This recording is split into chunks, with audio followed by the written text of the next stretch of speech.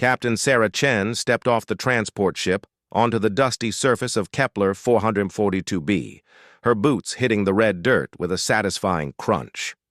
The twin suns beat down mercilessly on the military base, casting harsh shadows across the prefabricated structures that housed the 7th Colonial Defense Force. She adjusted her rifle strap and walked toward the command center, ignoring the stares and whispered comments from the soldiers around her. "Look what they sent us," muttered Sergeant Davies to his squad. "Another desk jockey trying to play soldier." Sarah kept walking, her face a mask of calm professionalism. She had heard worse during her 15 years of military service. Being one of the few female combat officers in the Outer Rim colonies meant dealing with constant doubt about her abilities. The fact that she was also of Asian descent in a predominantly white military structure only added fuel to their prejudice. "Captain Chen reporting for duty, sir," she said, saluting Colonel Marcus Webb as she entered his office. Webb looked up from his tactical display, his weathered face showing the strain of 3 years fighting the Zephyrian Empire on this godforsaken planet. "Chen, I read your file. Impressive record. But this isn't the safe zones of Earth or Mars. This is real war." "I understand, sir. I've served in combat zones before. Border skirmishes and pirate raids don't count as real combat, Captain. The Zephyrians are different. They're 7 feet tall, have natural armor plating, and they've been bred for war for thousands of years. They don't take prisoners, and they certainly don't show mercy to humans they consider inferior." Sarah nodded. "What are my orders, sir?" Webb gestured to the holographic map floating above his desk. "You'll be taking command of Bravo Company 3rd Battalion. They're good soldiers, but they've been without a proper CO for 2 months since Captain Rodriguez was killed in the Valley of Echoes. Morale is low, casualties are high, and frankly, they're expecting another replacement who won't last a week." "I'll do my best to exceed their expectations, sir." "See that you do. Dismissed." Sarah made her way to the barracks assigned to Bravo Company. The building was a long, low structure made of reinforced polymer designed to withstand the frequent sandstorms that plagued this region. Inside, she found 37 soldiers in various states of equipment maintenance and rest. The conversation died as soon as she walked in. "Attention on deck," called out Staff Sergeant Maria Santos, one of the few other women in the company. The soldiers stood, but Sarah could see the skepticism in their eyes. These weren't fresh recruits. They were battle-hardened veterans who had seen their share of officers come and go. "At ease, everyone. I'm Captain Chen, your new company commander. I know you've been through hell these past few months, and I'm not here to make empty promises about how things are going to change overnight. What I will promise is that I'll fight alongside you, not behind you, and that every decision I make will be with your safety and mission success in mind." Corporal Jake Morrison, a tall redhead with suspicious green eyes, spoke up. "With respect, Captain, we've heard that before. The last 3 COs said the same thing before they either got us killed or transferred out when things got too hot." "I'm not the last 3 COs, Corporal. I'm here to stay." "We'll see about that," Morrison muttered under his breath, but loud enough for everyone to hear. Sarah chose to ignore the comment. "Santos, brief me on our current situation." Over the next hour, Santos explained the tactical situation.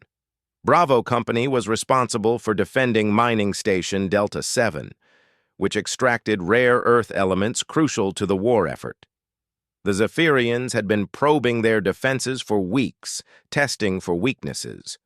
Intelligence suggested a major assault was coming within days.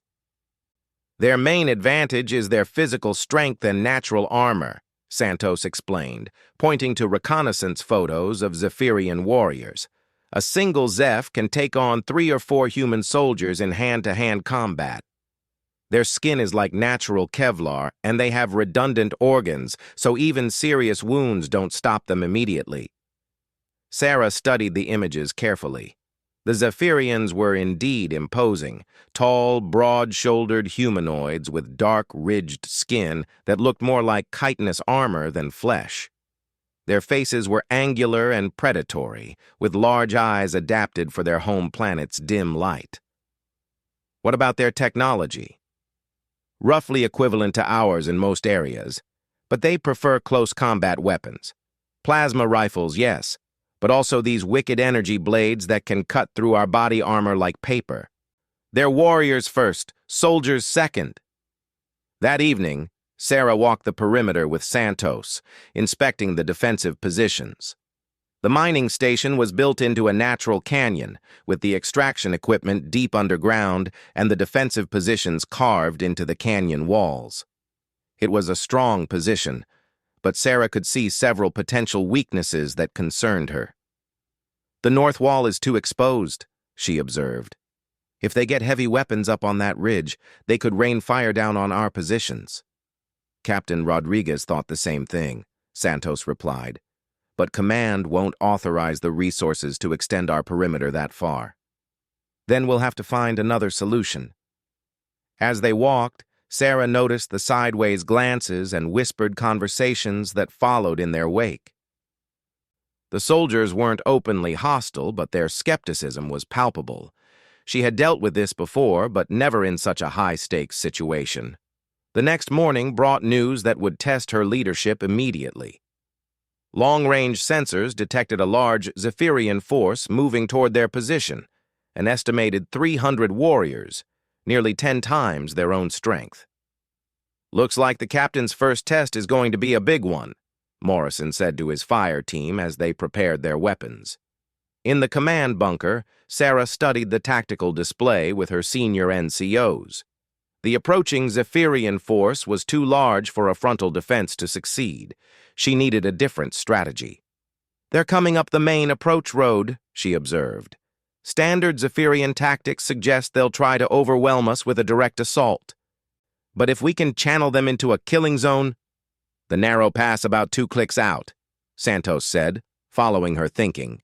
"But we'd have to abandon the prepared positions here." "Not abandon. Use them as a secondary line. We'll position our best marksmen in the canyon walls to provide covering fire while a mobile force engages the enemy in the pass.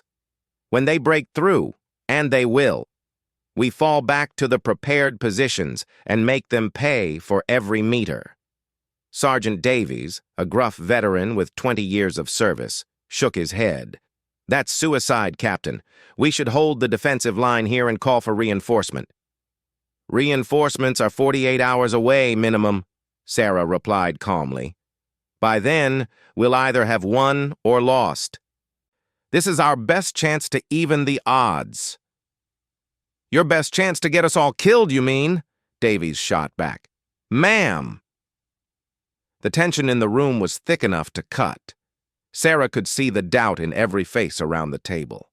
These soldiers had survived this long by being conservative and defensive.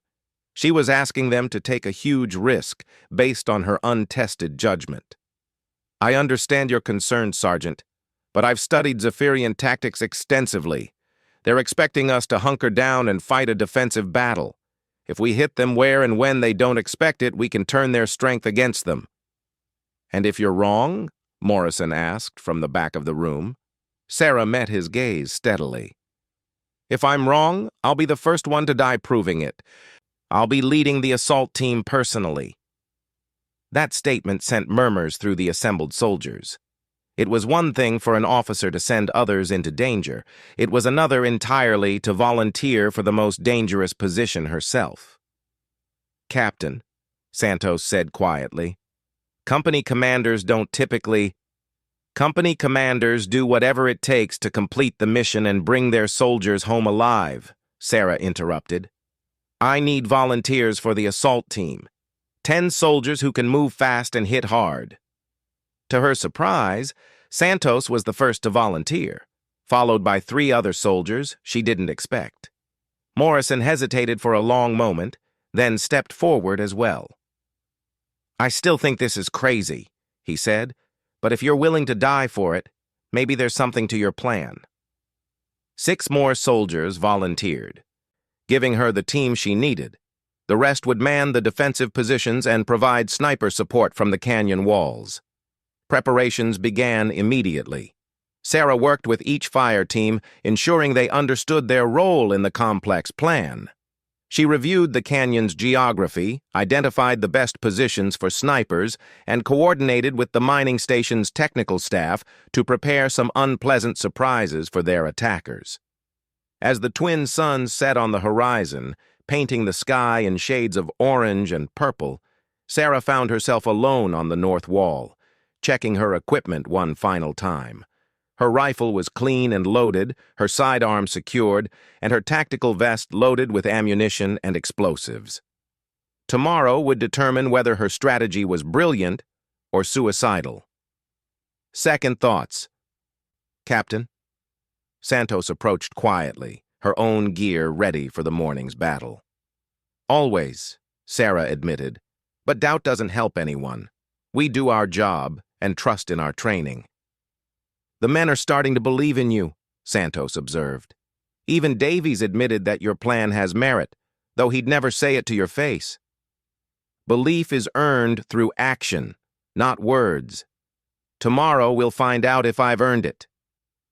As the night deepened, Sarah walked among her soldiers, checking on their preparations and offering quiet words of encouragement.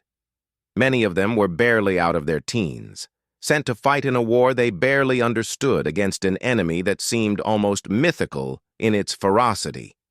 "Captain," called out Private Williams, a young man from the agricultural colonies who had volunteered more out of bravado than confidence. "What are the Zephs really like? In combat, I mean." Sarah considered her answer carefully.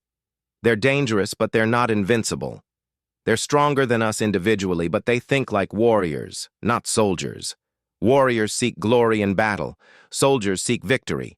Tomorrow, we'll show them the difference." The night passed slowly, filled with the quiet sounds of final preparations and the distant howling of the desert wind. Sarah managed a few hours of sleep, though her dreams were filled with images of the coming battle.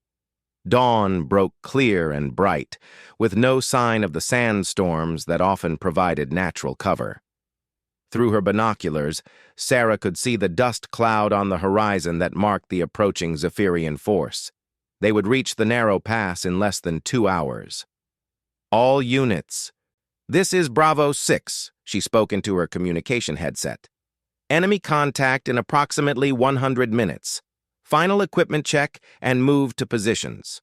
Remember, we hit them hard and fast, then fall back to secondary positions. Stay calm, follow the plan, and we'll all go home."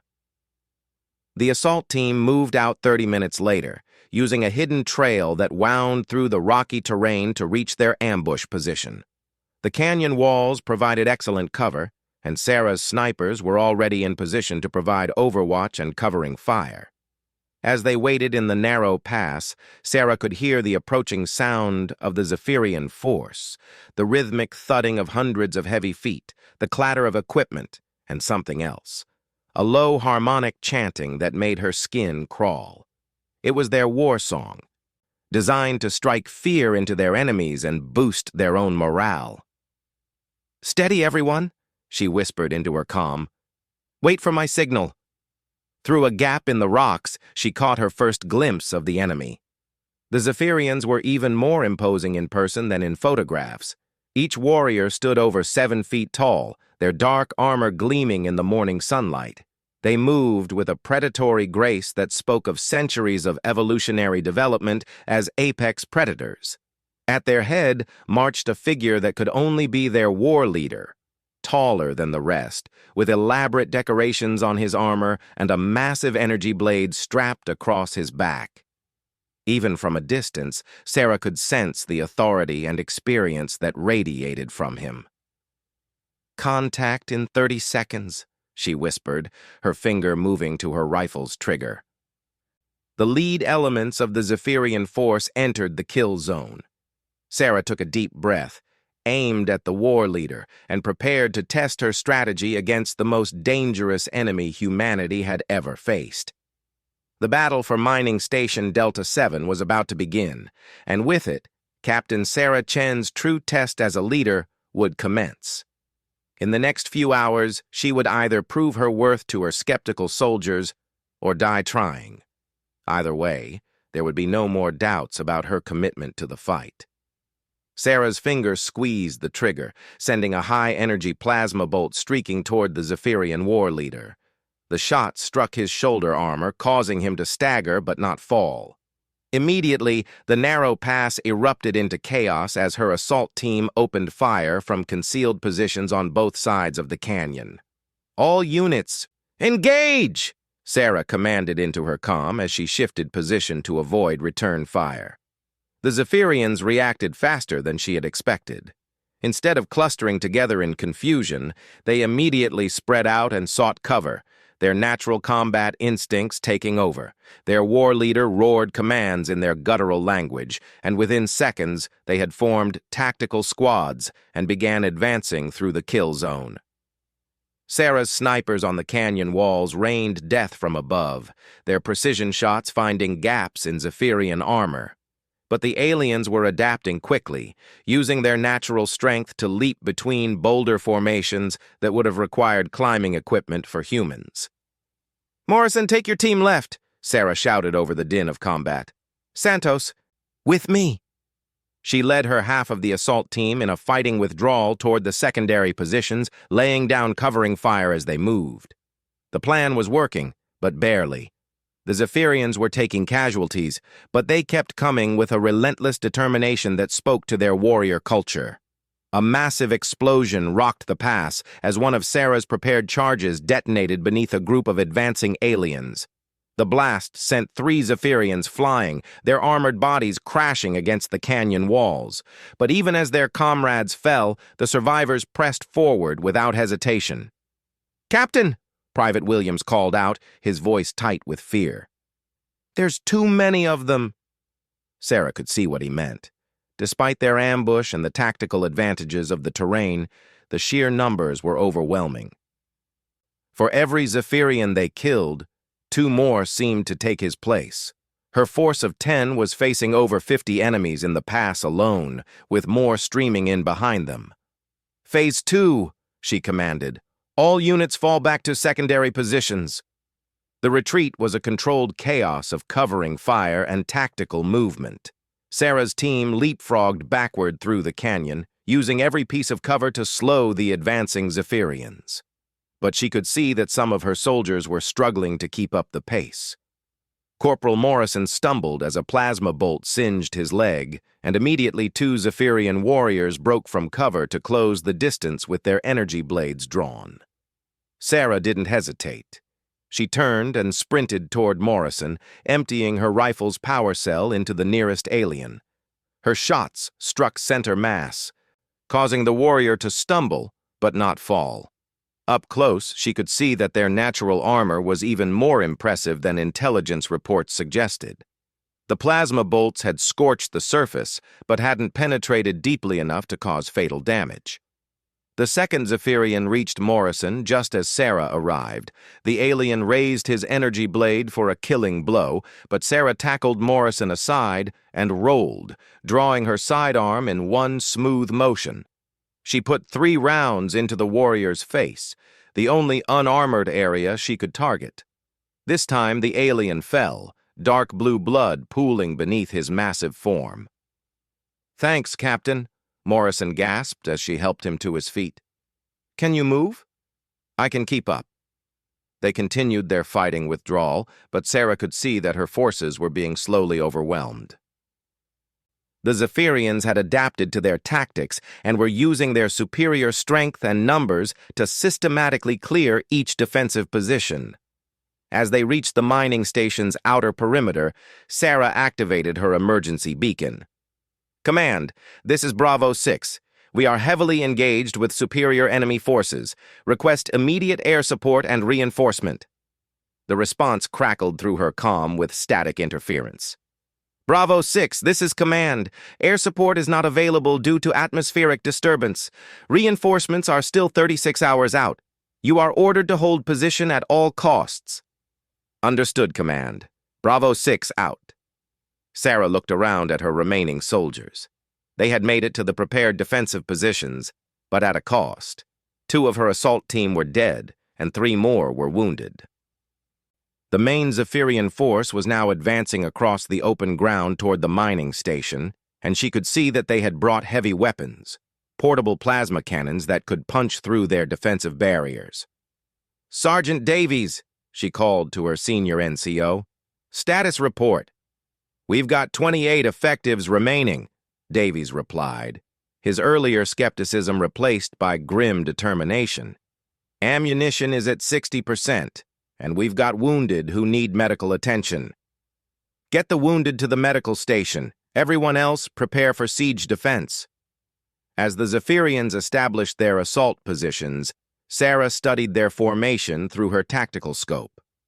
Their war leader was positioned at the center of their line, directing the placement of their heavy weapons with obvious skill and experience. Even from a distance, she could see that this was no ordinary raid. It was a carefully planned military operation. The first barrage from their plasma cannons struck the outer defensive wall, sending chunks of reinforced concrete flying. Sarah's soldiers returned fire, but their lighter weapons had little effect on the aliens' heavy armor at this range. "We need to disrupt their heavy weapons," Sarah told Santos. "Those cannons will break our defenses in less than an hour." "How do you propose we do that, Captain?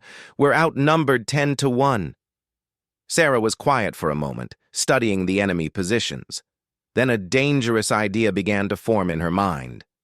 "The drainage tunnel from the mining operation, it comes out about 200 meters behind their position. That tunnel hasn't been used in years. It could be collapsed, flooded, or filled with toxic gas. It's our only chance to get behind them. I'll take a small team and try to take out those plasma cannons from the rear." Davies overheard the conversation and shook his head. "Captain, that's suicide. Even if you make it through the tunnel, you'll be alone behind enemy lines with no support and no way back." "The alternative is to sit here and let them pound us to pieces," Sarah replied. "At least this way, we have a chance." "Then let me lead the team," Santos volunteered. "You're needed here to coordinate the defense." Sarah considered this, but ultimately shook her head. "It has to be me. I know the tunnel system better than anyone, and if this goes wrong, I want the responsibility to be mine alone." "I'm going with you," Morrison said, limping over despite his wounded leg. "You saved my life back there. Time to return the favor." "Morrison, you can barely walk. I can crawl if I have to. You'll need someone to watch your back."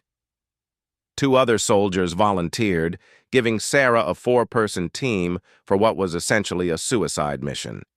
They gathered their equipment quickly: explosives, sidearms, and enough ammunition for 1 firefight. There would be no resupply once they entered the tunnel. The drainage access was located in the mining station's lower level, hidden behind a maintenance panel that hadn't been opened in years. Sarah used her multi-tool to cut through the corroded locks, revealing a dark tunnel that disappeared into the underground network beneath the canyon. "Stay close and watch your footing," she warned her team as they entered. These tunnels were carved by automated mining equipment, so there might be unexpected drops or obstacles. The tunnel was pitch black beyond the reach of their helmet lights, and the air was stale with the smell of old machinery and mineral dust. Water dripped constantly from the ceiling, and their footsteps echoed eerily in the confined space. They had been crawling for 20 minutes when Morrison's comm crackled with a transmission from the surface. "Contact! Contact! Heavy assault incoming on the north wall!" Sarah could hear the sounds of battle filtering down through the rock above them, the whine of plasma weapons, explosions, and the shouts of soldiers. Her defensive force was fighting for their lives while she crawled through the darkness beneath their feet. "How much further?" asked Private Chen, one of her volunteers. Sarah checked her tactical display. 200 meters, then we'll be behind their position." They pressed on through the increasingly narrow tunnel. In several places, they had to squeeze through gaps that were barely wide enough for a human body. The sound of battle above grew louder as they approached their destination, and Sarah began to worry that they might emerge in the middle of a firefight. The tunnel finally opened into a drainage outlet concealed by a metal grating. Through the gaps, Sarah could see Zephyrian warriors moving back and forth, coordinating their assault on the mining station. The plasma cannons were positioned exactly where she had expected, about 50 meters from their location. "Remember," she whispered to her team, "we hit the guns first, then extract. No heroics, no unnecessary risks. We're not trying to win the battle here, just give our people a fighting chance." She used her multi-tool to carefully remove the grating, trying to avoid any noise that might alert the enemy. The Zephyrians seemed focused on their assault, but she knew that their hearing was more acute than human standard. Sarah's team emerged from the tunnel one by one, using natural cover to approach the plasma cannon positions. Up close, the weapons were even more impressive. Massive energy projectors mounted on mobile platforms that could punch through heavy armor at extreme range. Each cannon was operated by a crew of 3 Zephyrians, with additional warriors providing security.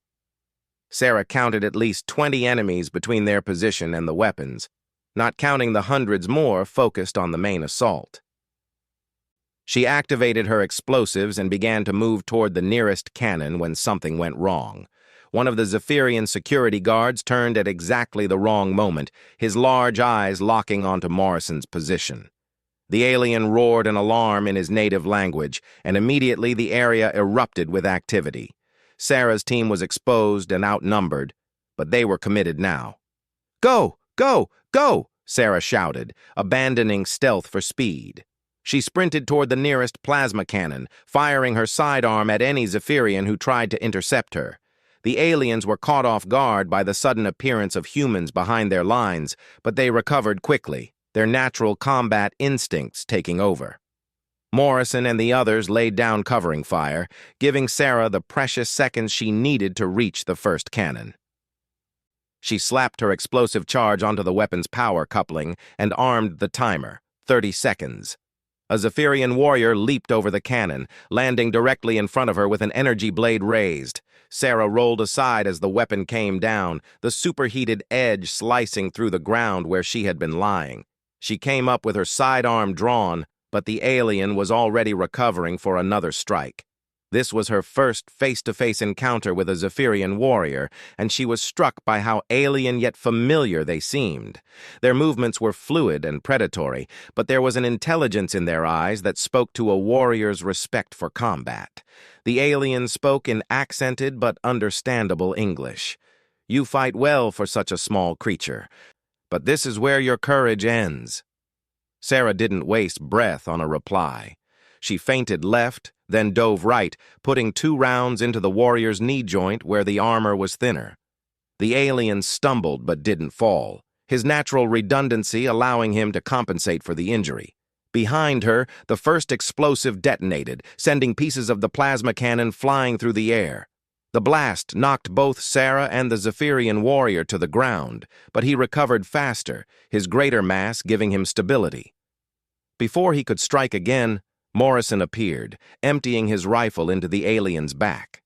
This time, the warrior fell, but not before his energy blade carved a deep gash across Sarah's tactical vest. "Captain, we need to move," Chen called out. "More contacts incoming!" Sarah could see that their position was becoming untenable. More Zephyrian warriors were converging on their location, drawn by the explosion and the sound of combat.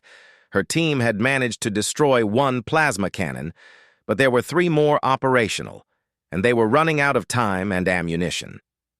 "Second cannon, 50 meters east," she commanded, leading her team in a desperate sprint across the open ground. They almost made it. Sarah was within 10 meters of the second weapon when a massive figure stepped into her path. It was the Zephyrian war leader himself, standing over 8 feet tall and carrying what looked like a ceremonial energy blade that hummed with lethal power. "So," he said in perfect English, his voice a deep rumble that seemed to come from his chest, You are the one who leads these humans. I am War Commander Thaxalon of the Crimson Legion. You have fought with honor today, but your courage has led you into a trap." Sarah looked around and realized he was right. Her team was surrounded by at least 30 Zephyrian warriors, all with weapons trained on them. Morrison and the others were still alive, but clearly outmatched. "Surrender now," Thaxalon continued, "and I will ensure your soldiers receive an honorable death. Continue to fight, and I will feed them to the sandworms alive." Sarah considered her options. She still had one explosive charge, and she was close enough to the second plasma cannon to take it out.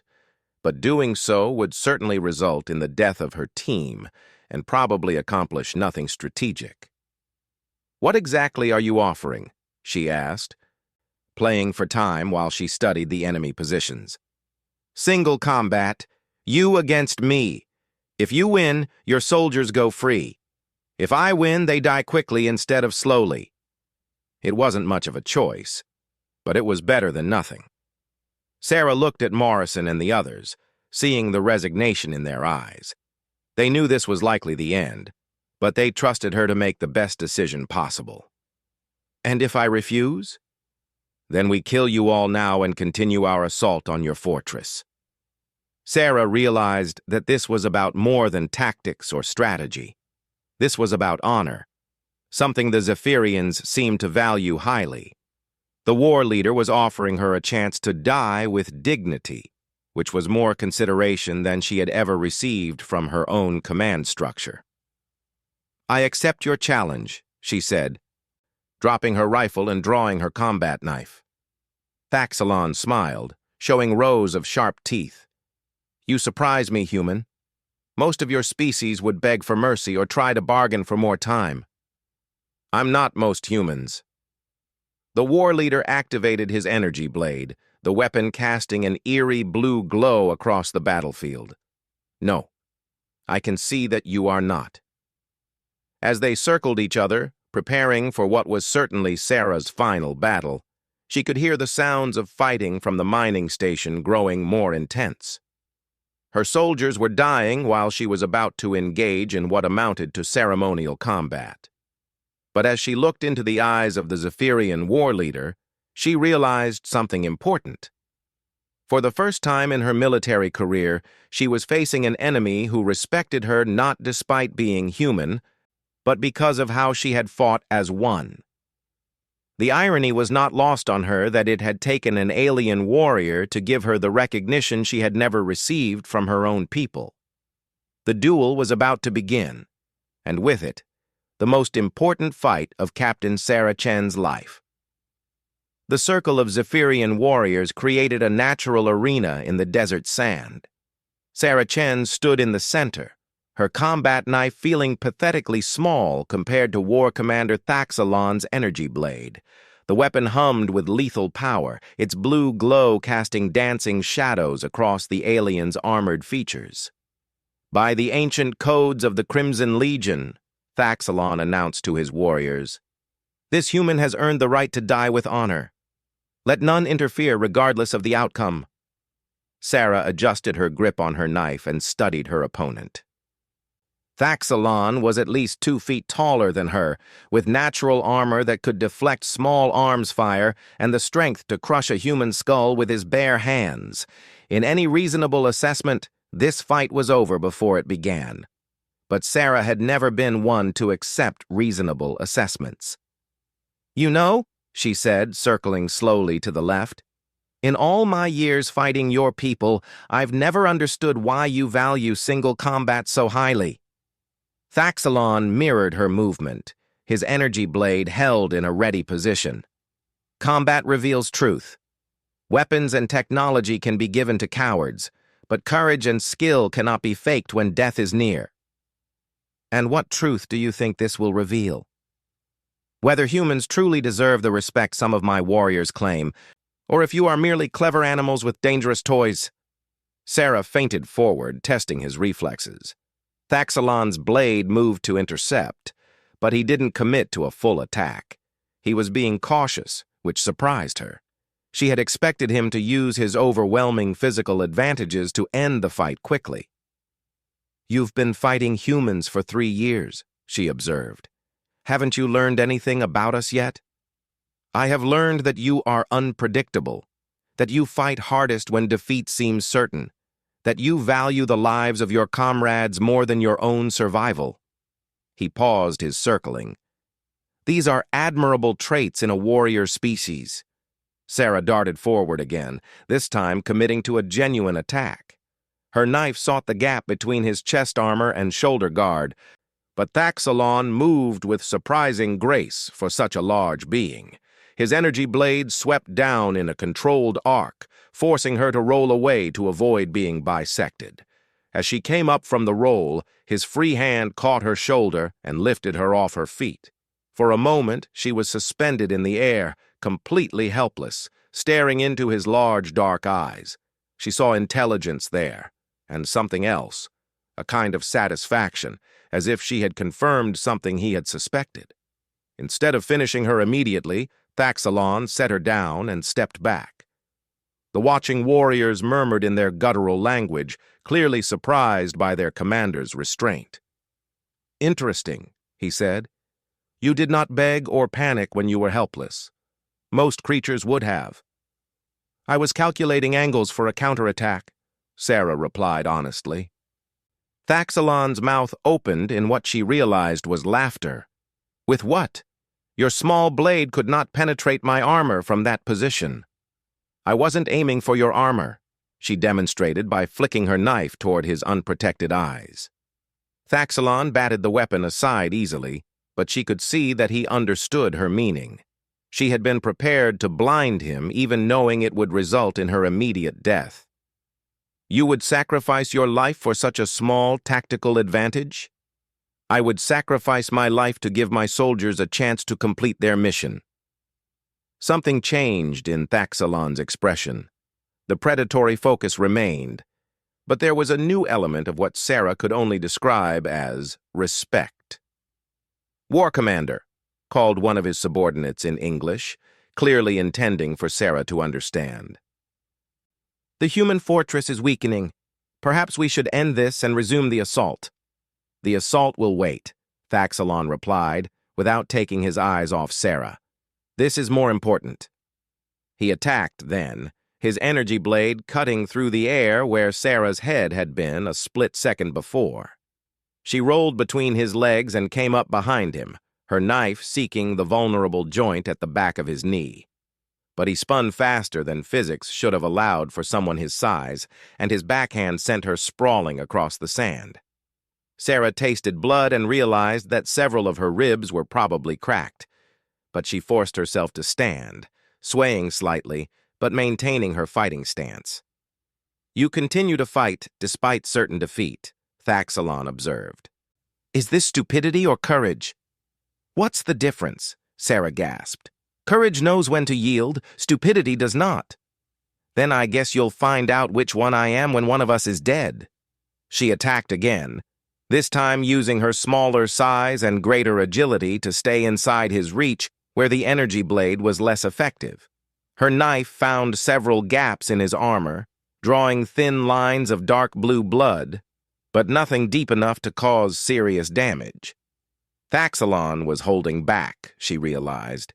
He could have ended this fight several times over, but he was testing her, evaluating her responses under pressure. The question was why. During a brief lull as they circled each other again, Sarah became aware of voices calling from the direction of the mining station. Through the clash of combat, she could hear human voices shouting coordinates and tactical updates. The battle was still raging, and from the sound of it, her people were losing. "Your soldiers fight well," Thaxalon said, following her gaze. "But they cannot hold much longer. Soon this will be over, and we will move on to the next human outpost." "Unless they receive reinforcements," Sarah said. "Your reinforcements are still many hours away. We monitored your communications." Sarah nodded, accepting the tactical reality. Then she did something that surprised everyone present.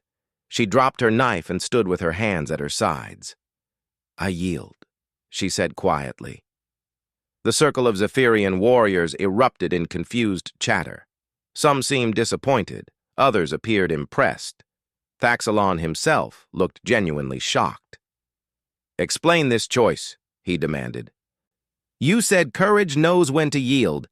I can't defeat you in single combat, and while we've been dancing around each other, my soldiers have been dying. If I'm going to fail them, at least let me fail them efficiently." "You would surrender without fighting to the death? I would rather live with the knowledge that I tried to save them than die with the satisfaction of proving my own bravery." Thaxalon deactivated his energy blade and stood in silence for several long moments. Around the circle, his warriors watched their commander with obvious confusion. This was clearly not how these events usually played out. "You are not what I expected," he said finally. "What did you expect?" "A warrior drunk on glory, seeking death in battle to prove her worth. Instead, I find a soldier who values mission success over personal honor." He paused. "It is refreshing. Does this mean my soldiers go free?"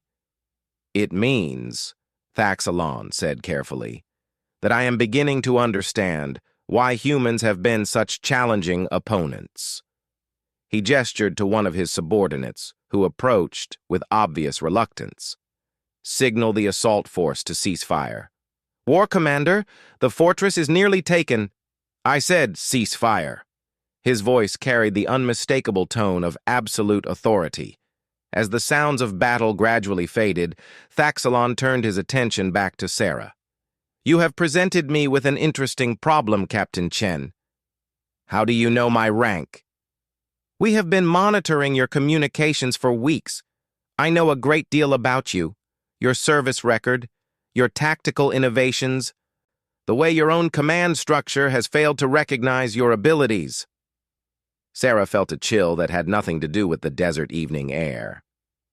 "What do you mean?" "Did you think we chose this target randomly? Mining Station Delta 7 has minimal strategic value. We came here to test the human officer who had been assigned to defend it. We needed to know if the reports about your tactical abilities were accurate." The implications hit Sarah like a physical blow. This entire battle was a test? Not the battle itself. That was necessary to evaluate you under true combat conditions. But the timing, the scale of our force, these were calculated to create a situation where conventional tactics would fail. We needed to see how you would adapt.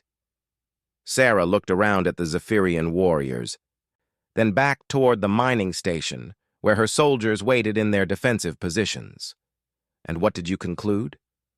"That the humans have finally produced a military commander worthy of our attention." Thaxalon began walking toward the mining station, gesturing for Sarah to follow. As they moved, he continued speaking. "The Zephyrian Empire has been expanding through this sector for over a century. Most species we encounter offer token resistance before submitting to our rule. Others fight bravely but lack the strategic thinking to present a real challenge. Humans are different." "Different how?" "You adapt. You learn. You find ways to turn our strengths against us. But most importantly, you produce individuals who can inspire others to fight beyond their apparent limitations." They reached the outer perimeter of the human defenses, where Sarah's soldiers watched in confusion as their captain walked side by side with the enemy commander. She could see the questions in their eyes, the concern that she had somehow betrayed them. "Stand down," she called to her troops. "Weapons down, but maintain positions." Sergeant Davies emerged from the command bunker, his rifle lowered but ready. "Captain, what's the situation?" "The situation," Thaxalon answered before Sarah could respond, "is that your commander has demonstrated something we rarely encounter. Tactical wisdom combined with genuine courage." "I don't understand," Santos said, joining them at the perimeter. Sarah was beginning to understand, but she wanted to hear Thaxalon explain it himself. "What exactly are you offering?" "The Crimson Legion has need of capable military advisors," Thaxalon said. Humans who understand both our capabilities and our limitations. Officers who can help us fight more effectively against the other species that oppose our expansion. You want me to betray my own people? I want you to help end this war more quickly, with fewer casualties on both sides. Sarah stared at him, trying to process what she was hearing. And if I refuse? Then you and your soldiers will be released unharmed, and this battle will resume tomorrow with fresh forces from both sides. Why would you release us? Because, Thaxalon said, forcing a warrior to fight against her convictions would defeat the purpose of having her counsel. Sarah looked around at her soldiers, Davies, Santos, Morrison, and all the others who had followed her into battle despite their doubts about her leadership. They had earned the right to survive this war, but accepting Thaxalon's offer would mean abandoning everything she had sworn to protect. I need time to consider your offer, she said finally. You have until dawn. After that, my forces will resume their assault with or without your cooperation. As Thaxalon and his warriors withdrew to their positions, Sarah found herself surrounded by her soldiers, all demanding explanations she wasn't sure she could provide. What did he want? Morrison asked. He wants me to join them, to help them fight more effectively against human forces. The reaction was immediate and intense. Davies cursed in 3 languages, while Santos simply stared at her in shock. Several of the younger soldiers reached for their weapons before Sarah raised her hand for silence. I'm not going to accept, she said, but I needed you all to understand what we're facing. This isn't just another border skirmish or resource conflict. The Zephyrians are studying us, learning from us, adapting their tactics based on individual human commanders. So what do? Williams asked. Sarah looked toward the enemy positions, where she could see the glow of their campfires in the gathering darkness. Tomorrow would bring a renewed assault, and her small force would be overwhelmed despite everything they had accomplished today. But tonight, for the first time in her career, she had been offered the respect and recognition she had always sought, from an enemy who valued her abilities more than her own command structure ever had. The irony was bitter and perfect. At dawn, Sarah walked alone into no man's land to deliver her answer to War Commander Thaxalon. He stood waiting for her, his massive form silhouetted against the rising suns. I decline your offer, she said without preamble. Thaxalon nodded as if he had expected this response. May I ask why? Because everything that makes me valuable to you would be destroyed by accepting your offer. You don't want a human advisor. You want a human who thinks like a Zephyrian. I can't become that and remain the person who earned your respect in the first place. A paradox worthy of philosophers, Thaxalon agreed. But you realize this means the battle will resume? I understand. But I have one request. Speak. My soldiers had nothing to do with this decision. Let them evacuate before you resume your assault. Thaxalon was quiet for a long moment. You would face our entire force alone? If necessary. Captain Chen, he said finally, you have earned something that few humans will ever achieve, the genuine respect of a Zephyrian war commander.